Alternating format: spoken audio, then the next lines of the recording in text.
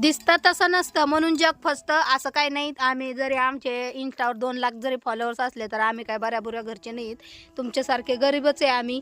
मग माझी अपेक्षा आहे तुमच्याकडून की बाबा तुम्ही आमच्या व्हिडिओला सबस्क्रायबर, लाईक, कमेंट, शेअर करा. जास्तीत जास्त लोकांपर्यंत शेअर करा जेणेकरून तुम्ही ते लोक बघतील आणि सबस्क्रायबर करतील.